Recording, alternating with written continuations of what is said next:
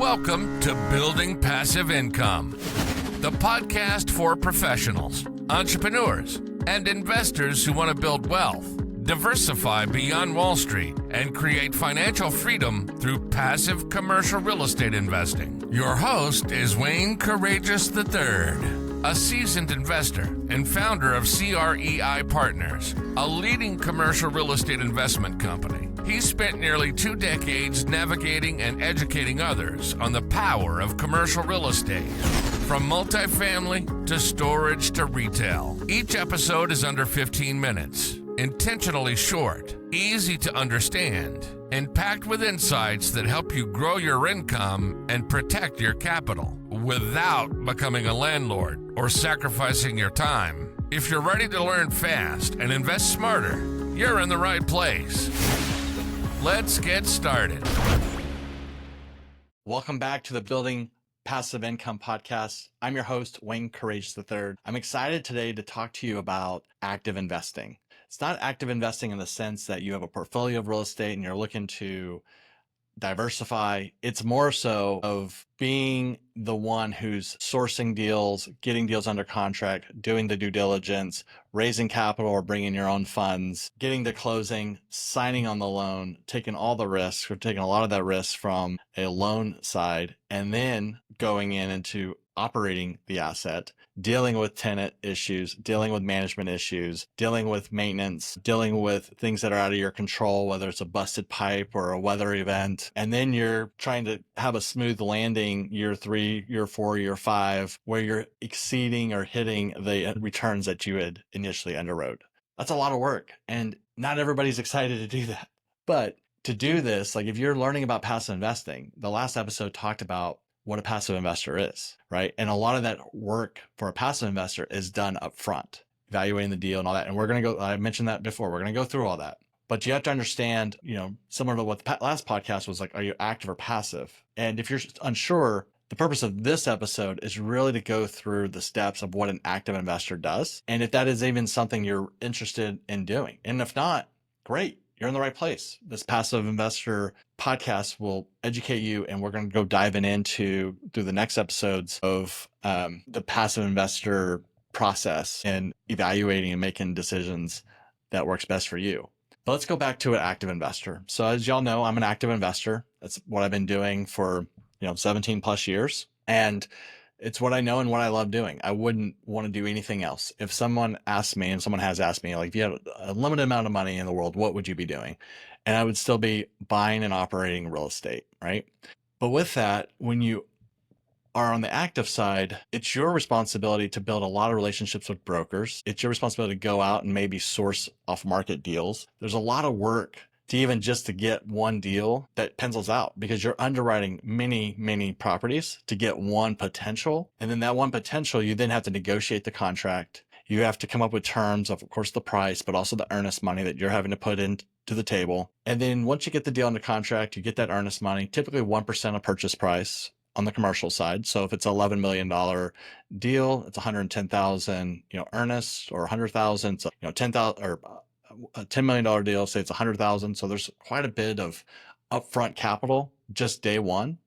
And then you are spending money on due diligence and time on due diligence, walking all the units, walking all the, whether it's retail, walking spaces, whether they're occupied or vacant, or the multifamily, walking all the units, doing the roof inspections, doing the plumbing inspections, running camera lines, doing the electrical work. Of course, you'll have people that are experts at that, but you're paying for that. And again, it's time, so you're doing all the due diligence. And then you're like, okay, well, this checked on underwriting. It's checked on price. We got it under contract for X and I was comfortable with the earnest. And then you're like, okay, well, now you got to do due diligence. So now that you're past that, and now you have to go through the loan process. And then you also potentially have to raise capital or bring your own capital. And if you're bringing your own capital, it's a lot more risk because you're putting a lot more of your net worth into one deal instead of where a passive investor can split their investments into multiple deals because they don't have to be the ones who come out with the main check, right? So you get to all that, raising the equity, getting the debt, which is always a process. And then you close, and it's an exciting day. It's a day that you want to go out to dinner and be like, man, I found that property, did all those things as an active investor. And then, oh, by the way, you have to operate it. And if you don't have any experience in operating commercial real estate, let me tell you, it is hard.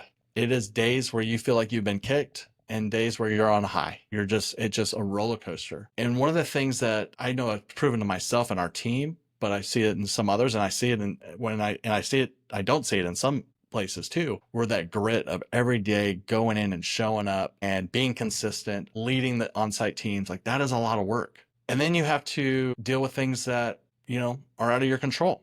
Whether, example, COVID, or if there's a weather event or a busted pipe, a corroded pipe, whatever it is that could cause a damage, an issue, maybe a boiler went out, and so even if you have a third-party management company, you've got to make sure that on the third-party management company that they are executing the business plan on a day-to-day, boots on the ground mindset, where you're sitting as a helicopter pilot, just guiding them and making sure that they are on the right path. My point in all this is that it's a lot of work and it's a lot of risk. On a limited partner side, say somebody invests $50,000, that's their risk, is that $50,000. If the deal goes south, if the property gets sued, whatever it is, that's the risk from a limited partner. Whereas on an active investor, you're signing on the loan, right?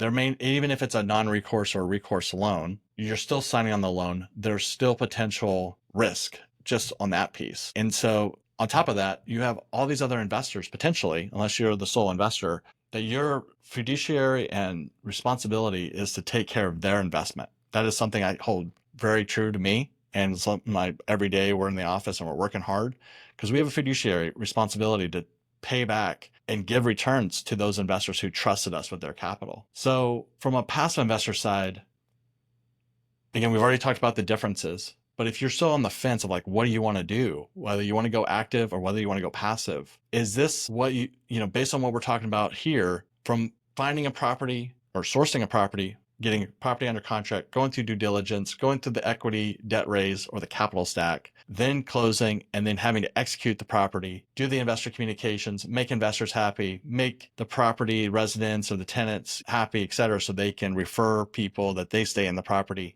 This is a full-time job. Whether you're investing in a small property or not, if you're actively investing, you are giving up your time. And in theory, some people might say, well, I'm giving up time so that way I can get the bigger profit. But what we're going to talk about in future episodes is sort of how the splits work. We won't do that on this episode, but on future episodes, we'll do that. And you'll come to realize that sometimes I even think to myself, like, man, I should be a passive investor, because the amount of time and the effort, I'm like, that it is good. Unfortunately, I have I don't say it's unfortunate, but I just really enjoy what I do on operating, and I don't know anything different, right? So that's kudos and benefits to you as a passive investor, that you have someone like me who's sick enough to be like, okay, let's do all this dirty work, operations, getting it into, growing the business plan, et cetera, to hit investor returns. But you don't have to do that. So aha moment here is, similar to last one, choose if you're a passive or active investor. And now that you know what a passive and active investor is, we're going to be going now into our next topic, furthering and adding to the steps of passive investing and getting you on your way to being fully knowledgeable and excited to take that next step and diversifying into passive income. Definitely want to recommend checking out passiveinvestorcoaching.com if you haven't already, or if this is the first time listening in. It's a great free program that I created. There's no upsell or anything. It's just providing a lot of information all at once through many videos. But definitely check that out. And also, subscribe and tell your friends about this podcast. I'm hoping that you're getting something out of it, and every day makes you feel more confident about passive investing and excited to hopefully connect as well. Like, we are a team here based in Texas, but we love to do phone calls. We love to get to know prospective investors and our investors. And so definitely check out passiveinvestorcoaching.com and let's get you in our circle as well. But hopefully over the last 2 episodes, or if you just came on this one, check out that last episode I did on passive investing and what the differences between a passive investor and active were on that one compared to this episode, so you can make a choice what's best for you. Excited to go to the next episode and keep this rolling. Thank you for listening. Thank you for your time. Again, these podcasts are going to be short, 10 to 15 minutes, maybe less, just to give you enough aha moments where you're like, okay, I'm ready for the next. I'm ready to learn more and keep things going. So hope everybody's doing well, and we'll talk soon. Thanks for tuning in to Building Passive Income. If today's episode helped shift your mindset or gave you a new tool to grow your wealth, do us a favor and like, subscribe, and share this podcast with someone you care about.